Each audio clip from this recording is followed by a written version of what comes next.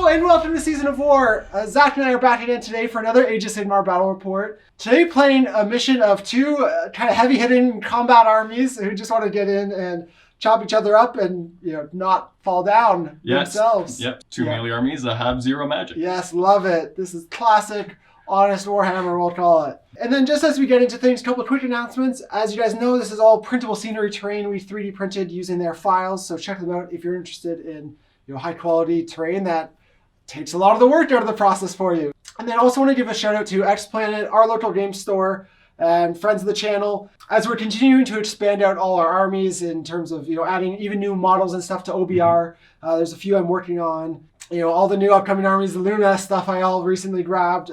Just want to give a shout out to them because they always help us get the models we're looking for, as well as it's where I get all my paints and hobby supplies for. So definitely check them out. They have a great online store for whatever you're looking for. And then this matchup today was chosen by our premium members. So I was bringing my OBR and they voted for you to play your Fyreslayers. So again, this heavy hitting match was chosen by our premium members. So first time of this match happening on the channel as well. So it'll be, I think, a good test for both of us. I don't think either of us have ever played this matchup. Yeah, no OBR. And then for you, I've never played Fyreslayers with these guys. Yeah. Lots with Deepkin, but it'll obviously be a different experience here. A lot less speed on your side. Yeah. On both our sides, for sure. Yeah. And talking about the premium members, we do have ongoing membership goals. So the last one was actually to add a new army to the channel, which was our new Tzeentch army that our premium members chose. And then the next goal is to do kind of like specialty format games. So one extra battle report a month, and our premium members will choose the format, whether it's like 3,000 or 4,000 point games, doubles, or like a narrative battle from one of the Broken Realms books. So, and we'll also be leaning on our premium members to come up with those ideas. So with their help, hopefully we'll get some cool, different, interesting, different kind of battle reports on the channel. So I'm really looking forward to those kind of maybe more fun or more varied games as well. Yeah, exactly. I think that would be super fun to play and hopefully super fun to watch. Try different things. Don't always have to worry, not always worrying about taking optimized lists and whatnot. But I mean, depends on what the premium members want to see. And if you are interested in also having a say and helping the channel continue to grow, definitely check out our premium membership by hitting the join button below the video. You'll learn a little bit more there and also get access to our premium member exclusive battle reports.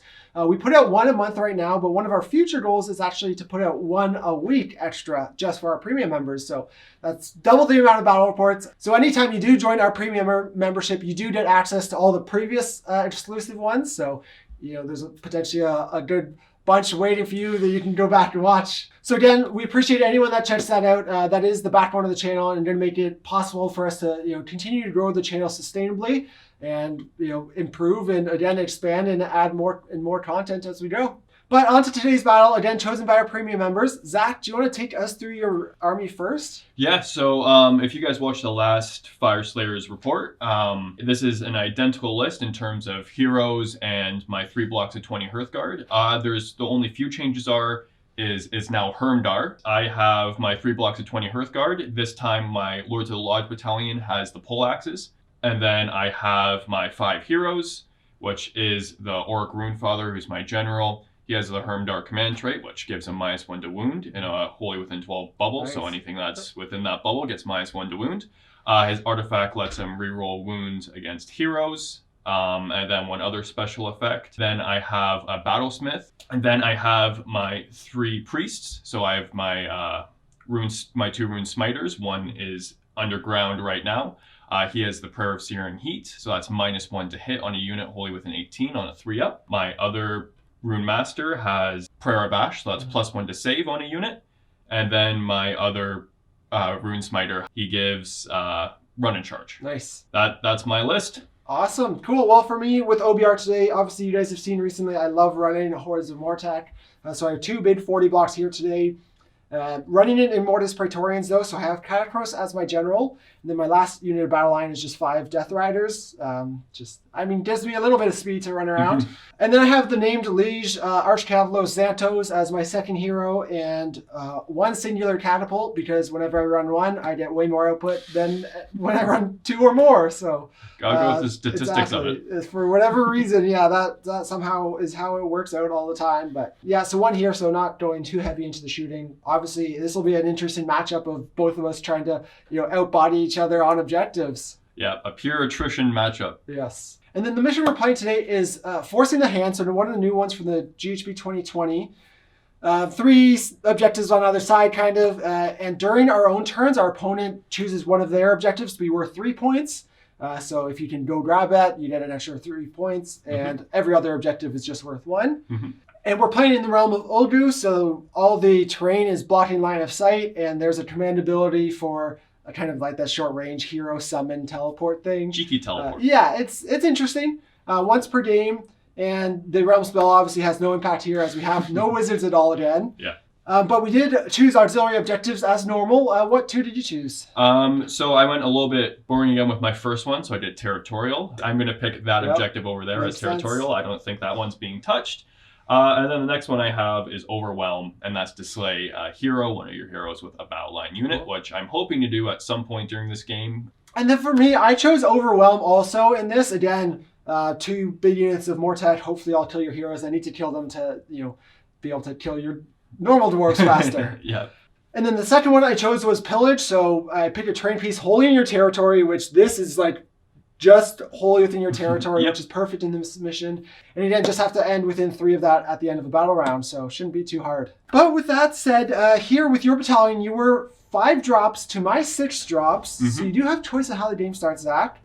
Where do you want to go with things? I'll do a little bit of thinking, and I'll get right back to it. All right, so after a little too long part of thought, I'm going to give Jordan first turn. All right, so we will jump into round 1 with Ossiarch Bonereapers going first. Yes, sir.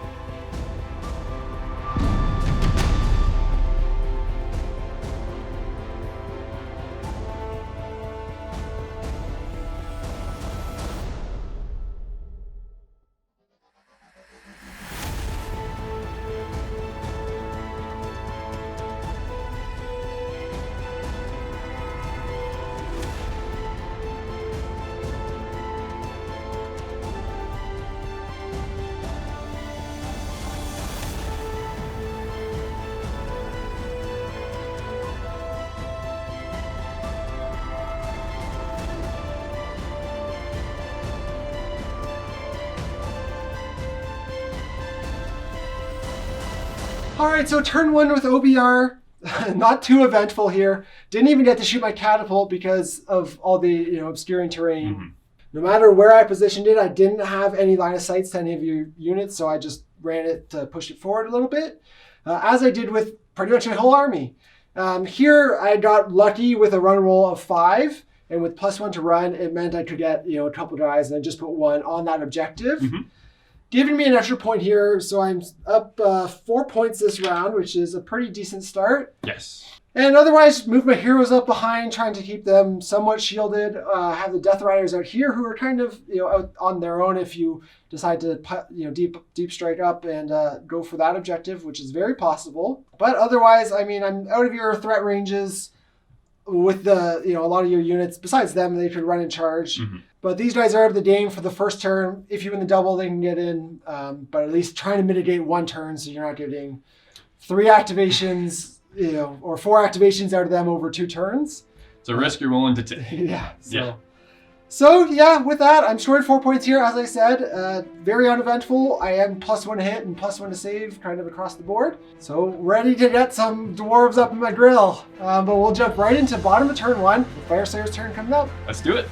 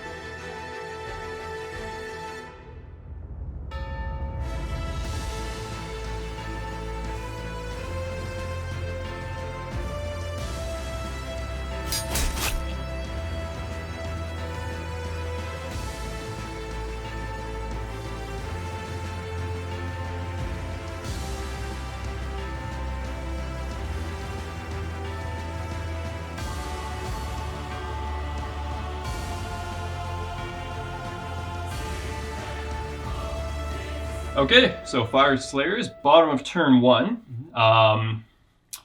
Jordan snuck in over here, as you guys saw last turn, so I needed to prevent that. I was thinking about moving them up here and to try to go over there, but there was basically 0 point, and then he would just come in and sneak in behind. So instead of moving them this way, I moved them up to go contest that and secure the point, which ends up getting me these 3 points here, and drop these guys in here.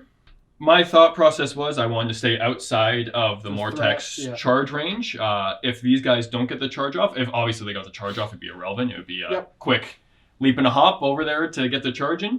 So that actually prevented me from getting this point. Rather silly of me. I was banking on getting the charge. I rolled it, failed it, re-rolled it, failed it. So they're just sticking here for now, but eventually it will obviously. The plan is to move them up there. Push forward, as Fyreslayers do. And just move that unit up a little bit. They rolled a 2 for the run, but just doing some measuring, I would need to get a little bit more to get an okay-ish charge roll in. So I made that a 6 just to push them up a little bit more because I like those guys in combat. Yeah, for sure. No doubt. Awesome. Well, with that, we can jump right into priority here. Yes, sir. You're winning size. I am. That's a 3. I got a 6. Can't beat a 6. No, unfortunately not. So Fyreslayers, top of turn 2. Yes, sir.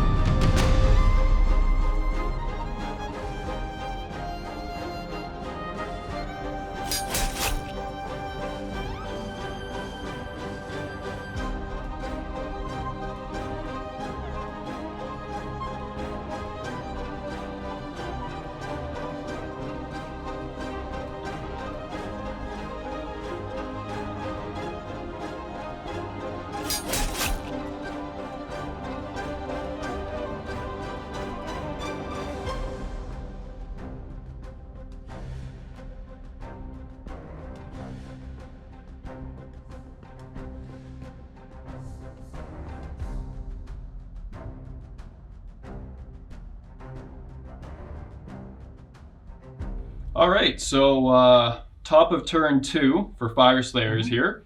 Made my charge over here. I gave myself +1 to charge, and then also had to re-roll it because I failed it the first time. Ended up giving me a 12-inch charge to get into the Mortec. Over here, I needed a 5. I rolled a 4, and I was out of CP, yep. So I couldn't do anything to get into those guys. Then over effectively 3 combat activations here, wiped out the Mortec. Mortec did do some damage back. I think ended up killing another 7 Hearthguard over the course of that fight. So definitely not too shabby. And along with the movement and charges here, I will get 5 points for me here. Pretty happy with how it turned out. Yeah, it was really a tough spot with the Mortec here. Obviously, you made the long charge, but I tried initially to pull this unit out of combat, whereas like one model, like one extra casualty, and I could have pulled this unit out of combat. Which would have meant only 2 activations with the one unit. And since I couldn't do that, I should have, after these guys activated, I should have pulled these last few, meaning you would have less attacks on this unit, have a couple survive, and forcing you to go into Catacross, which while he already attacked this round, it would buff up his attacks for later rounds. But with that, we will be going into Bonereaper's turn at the bottom of the round.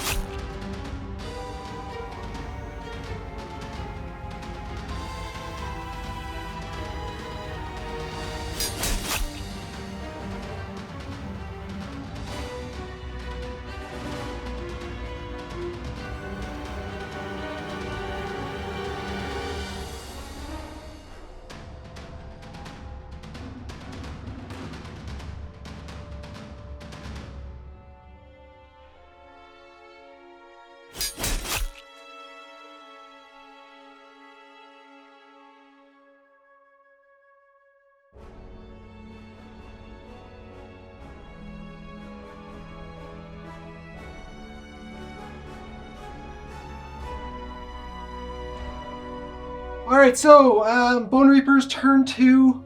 Not the best turn here. I didn't roll much for my RDP at the beginning of the round, so I didn't have any extra. Potentially on your turn, I shouldn't have done the +1 attack with Catacross. Just wasn't worth it when he's at his full profile, which is his worst profile. And it would have been great actually to have it here with my big unit of Mortec. Yeah. Because when you spiked your saves, so an extra third of attacks would help there. Just help with numbers. You only killed 10 Mortec back in return, which is relatively fine. But I think pretty much the deciding factor here is going to probably come down to this priority roll. Yeah, it will be an important one. So let's just jump into it here. 2. And that's a 1 for me. Alrighty. So yeah, we're Fyreslayers. I assume you're taking the turn. I will be taking the turn. All right, sounds good.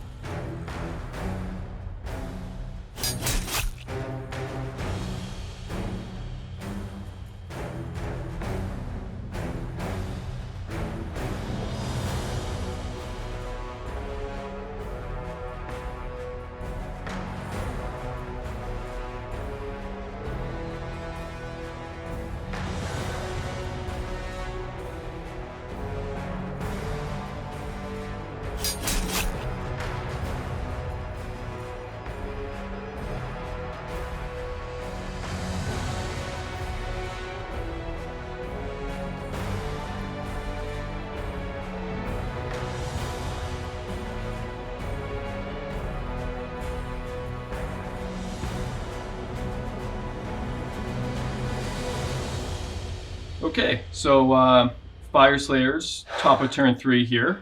Obviously, those guys were already in combat with Catacross. These guys were already in combat with the Mortec, so not too much moving for them. Over here, I moved these guys over 4 inches to attempt to charge. They failed it. They just don't feel like getting into combat this game. Yeah, it is a longer charge, charge, but so. it's they just don't feel like doing that. That's 4 failed charges now for them. Yeah, so was able to take out that unit of Mortec. I think it was last turn, right? Yeah, the big 40 block. Yeah, and then so double pile into Catacross this turn because of that. So scoring 4 points this time. With that, obviously not much left on the board for me, but we'll see what I can make to the turn and go into bottom of the round with Ossiarch Bonereapers' turn coming up.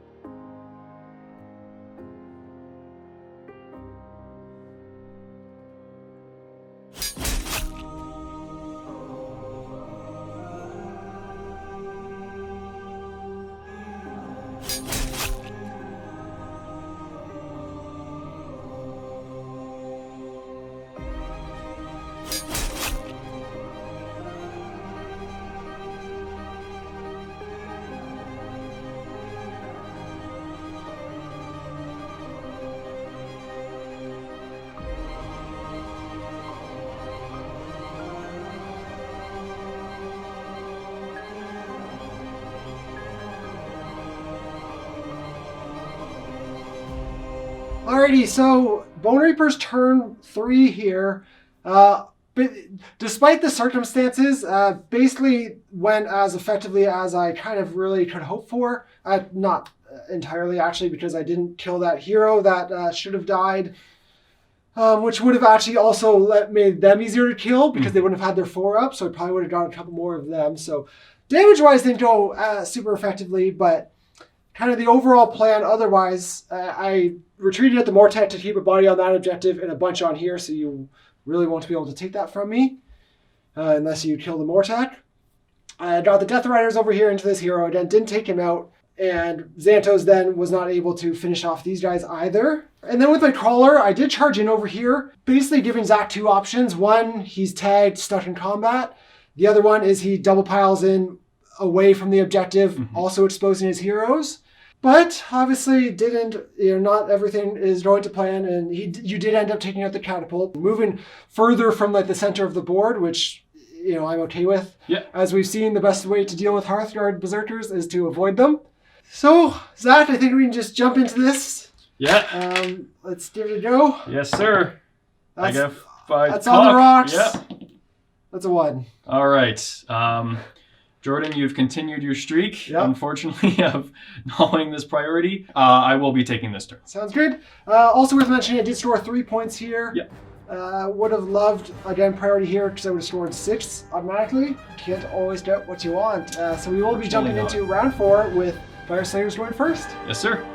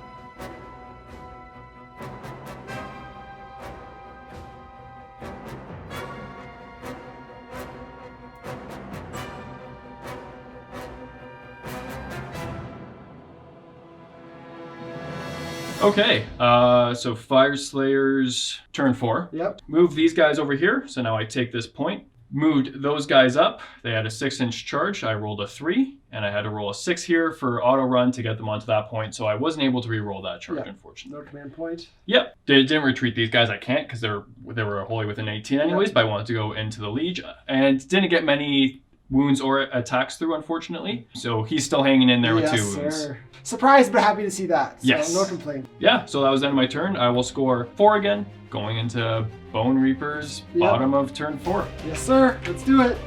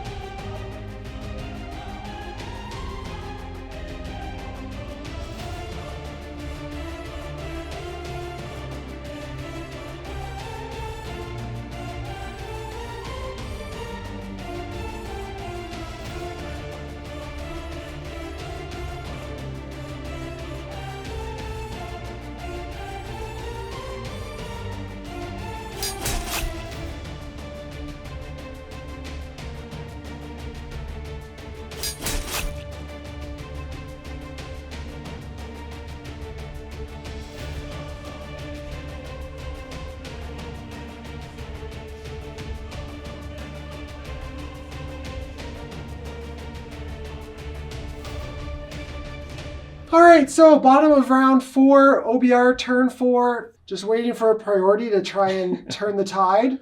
But again, here, using my mobility to keep in it and positioning and long strings of Mortec. You made this battle on your 3-point objective, so I ran my Death Riders over, tagging 1 just on the edge with it, leaving the other 4 on this objective. Hopefully, just trying to store as many as I can, put you in as tough position as I can in terms of scoring back. And I do store the big 6 points here. Yes. So puts me only 1 point down, so 16 to 15 in your favor. Winning priority and storing that again would be absolutely huge.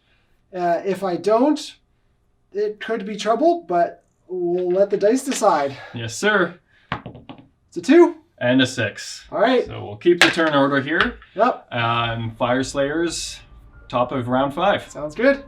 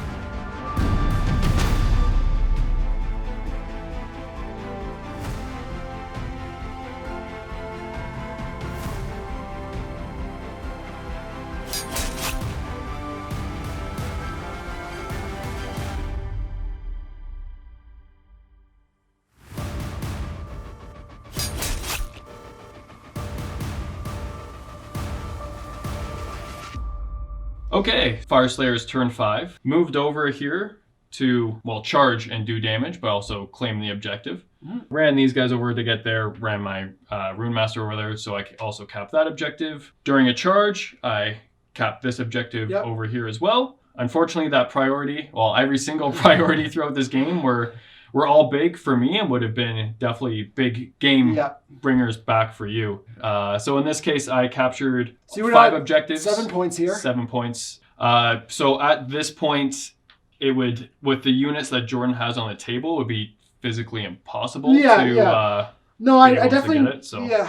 I definitely needed a priority here, because even last turn I would have scored 6, been able to deny you a couple more, and had a good chance of the win, even going into round 5. Yeah. When you're the underdog, you always need a few things to go your way, and it's heartbreaking to have, play a close game and not get those little things you need. Against Fyreslayers, this is obviously a really tough matchup. So to have kept it as close as it was a 1-point game going into round 5, with losing every priority, it wasn't much more I could hope for. No. I would say this matchup favors me, just like my general tankiness and the output I can do. Yeah. In all honesty, this is what I designed my list for. I think you played it really well. Like there's no major mistakes for me to capitalize on or anything. Always on both sides, small things here and there, but you had a strategy and did everything you needed to do, and then scraping every point at the end, and it's a game of inches, obviously, right? And real close one here, but always heartbreaking, to lose those close ones, especially when you're the underdog and you have a chance at a win. It hurts a little more, but good game, great game here. It was a lot of fun. And then just to kind of close things off, talking about auxiliary objectives. I did get mine for pillage here, multiple times, having a unit within 3 inches of that terrain piece. And then my other one was overwhelm. I haven't yet killed a hero with battle line, but going into the bottom of 5, I have this hero sitting with 2 wounds in front of my Death Riders. Think reliably between that and also the hero in combat over there who's got a couple wounds left. Yeah. I think there's a good chance I'd probably take one of those out. For sure. And so similar to you, I had Overwhelm here. So got that with Cat Crows in turn 3.